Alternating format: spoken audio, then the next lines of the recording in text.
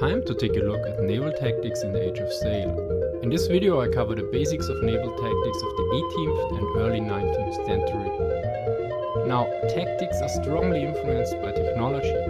Thus first we'll take a look at the various limits in communications, ship design, gunnery and other elements, because these were the major factors that determined the tactics. A major limitation was in terms of communication. This is something that is rarely shown in movies and even less in computer games, where the player usually has total control and full knowledge of nearly everything. The main means of communicating between ships was done via flags, which needed to be hoisted and were also quite hard to see. Original flags had to be put up at the position that could not be spotted by the enemy. The Royal Navy introduced a numerical signaling system. This allowed for more complex tactics and also increased the control of the commanding admiral. Furthermore, the signals were now basically encoded too, which meant that the flags could be flown from the position where they could be best seen. The great advantages of converting signals into numbers were the speed with which they could be read and the ease with which new signals could be incorporated. It was also easier to change the signals as there was a risk that the enemy had obtained a copy of the signal book. Still, these communication methods were limited in range and overall visibility. In order to compensate for these shortcomings, other instructions came into play. The signal book was incomplete by itself. However, since if the captain merely acted upon receipt of orders, he might fail to take advantage of a tactical opportunity in the absence of a signal, or when signals could not be sent or seen. Doctrinal fighting instructions thus served as the understanding of what to do in the absence of other, more tactical directives. Let's look at the limits in ship design of this era. The main limitations of the ships were in terms of freedom of movement, maneuverability and speed. These ships were limited in what directions they could sail. They couldn't sail against the wind, and also not about 67 degrees to the left and right of its direction. Thus they could move in an arc relative to the wind of a bit less than 2/3 of the total area of movement. Now the best angle for sailing was 10 or 20 degrees off the wind. The speed was determined not only by the wind but also by the direction relative to the wind and the number of sails deployed. Furthermore, ships were usually not sailing straight. They would always be directed a bit off course by the wind. Thus constant correction of the course was necessary. This also meant that certain maneuvers were restricted. For instance, turning through the wind, which was possible, but would put strains on the mast and riggings, thus usually turning away from the wind was performed.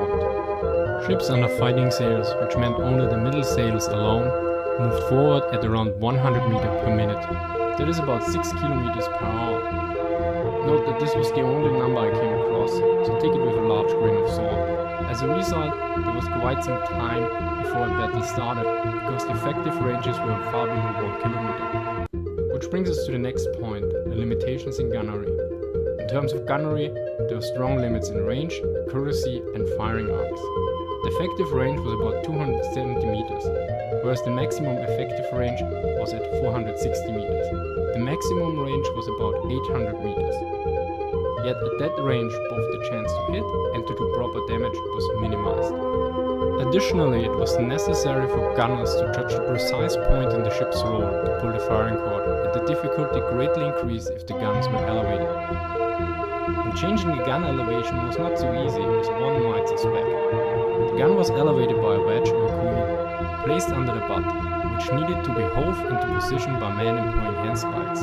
Handspikes were also used to screw the gun truck across the deck to aim it properly through the port. Well, I don't know about you, but I guess handspike aim is considerably less accurate than mouse aim.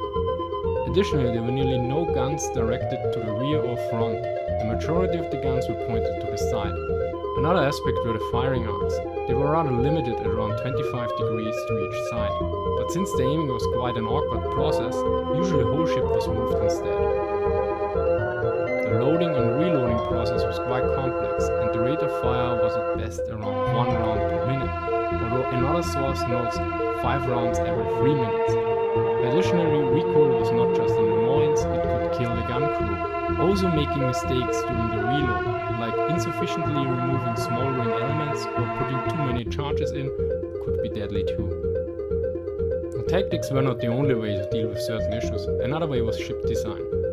In order to increase the firepower of ships, guns were stacked vertically. This was the most effective way to mass fire at sea.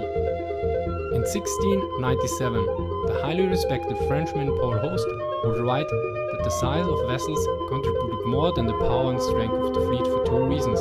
Larger ships had more and heavier guns, and a fleet of large ships, as opposed to a more closely spaced column of smaller ships, brought to bear more and larger guns in the same length of column.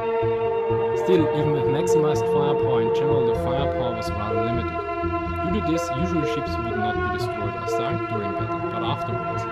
During battle, they would usually be disabled by breaking the enemy crew's will to fight, capturing the ship, or disabling the ship by destroying most of its guns. To sum up the challenges, in terms of communications, there were strong limitations in range.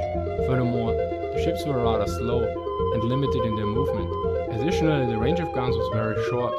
This meant that in order to communicate properly and also deliver a sufficient number of firepower against the enemy, everything had to be done at a rather short distance. So basically, the main challenge was to bring a group of slow-moving ships in a tight formation at close distance to unleash a sufficient amount of firepower to disable the enemy's ships.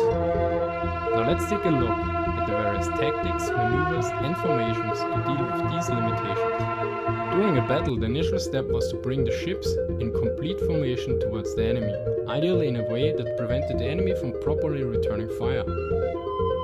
This could be done by crossing his path at a 90-degree angle, which is called crossing the T. Another maneuver was to maximize one's firepower against the enemy by moving up two ships against one enemy ship, which is called doubling.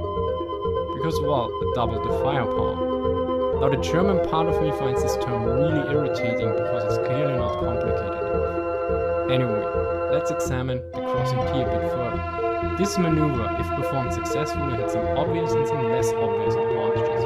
First up, the obvious one. The ships in the front and the rear were usually not armed, so the enemy couldn't fire back properly. Secondly, the front and rear were rather weakly armored. And thus further, the cannonballs will often inflict more damage because they penetrate with more power and also would be flying a longer distance within the ship, thus causing havoc among the crew and equipment.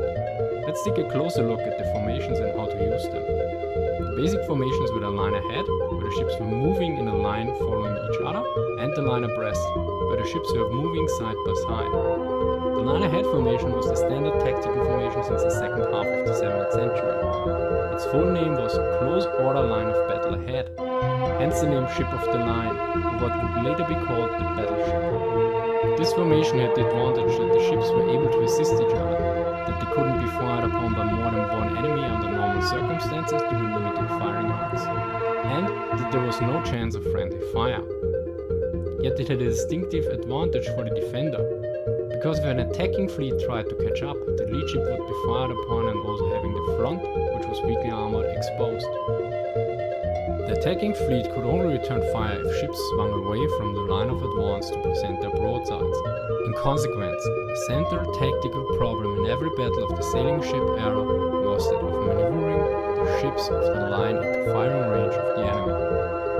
The alternative approach for moving towards the enemy was the line abreast formation.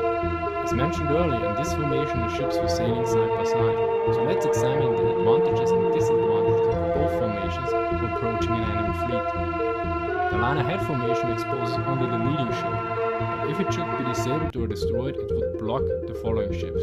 At the same time, the advantage was that the ships following would not be exposed to enemy fire. The line abreast formation would expose all ships to fire, yet the distance could be covered quicker, but additionally any differences in speed could break up the formation of the fleet when it tried to go into a parallel course to the enemy fleet.